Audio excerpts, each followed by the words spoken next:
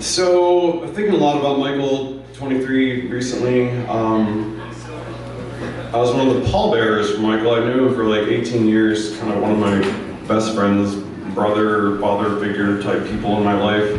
Was there for pretty much all the things that ever went wrong in 15 years of my life. And how we all came together at the memorial and we're like, oh my God, I haven't seen you in forever, and you know, we should do this again sometime. And then like, you know, almost 3 years go by and we're like, hello, still here, glad we're still here. Anyone? Cool. It's like we're more connected than ever, but we forget to talk to all the people that matter to us, so I wrote this kind of about that.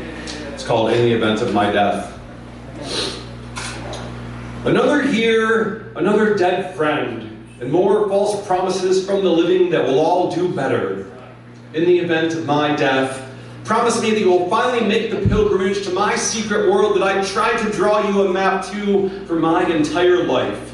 Don't let the bank auction off a lifelong collection of keys to all the rooms in my kingdom that you were so often too busy to ever bother to visit.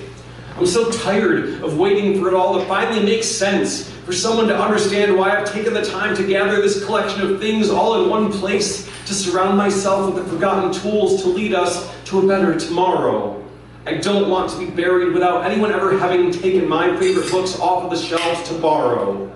Who were all these dusty books and DVDs even for, if not the future? A glimpse of how I spent my childhood and how I became the person that you were drawn to in the first place. My greatest fear has always been that my writing and all of my skills will go to waste. Will anyone ever read my journals after I am gone? Will you pass my favorite pages around the funeral for a few minutes to flip through by the fire before forgetting them in a closet for the next 10 years, before they become part of your own personal effects? I don't want to sort through another box of anyone's stuff searching for answers to the questions we never got to ask. We are the living memory of our dead, and if we don't learn their stories, it's like they never existed.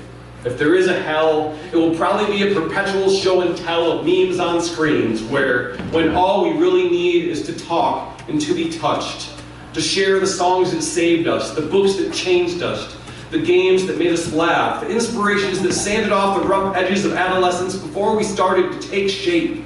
Tell me that you found the comfort to carry on and get through this all over again each day, and who helps you to be stable.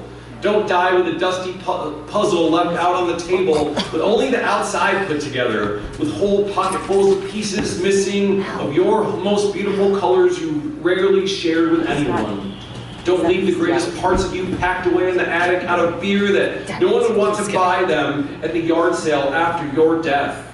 I refuse to wait for another funeral to tell my people how much they matter, or how scared I am sometimes that I don't, and that my entire existence will be forgotten if another month goes by without a call, in suspense that another of us has fallen.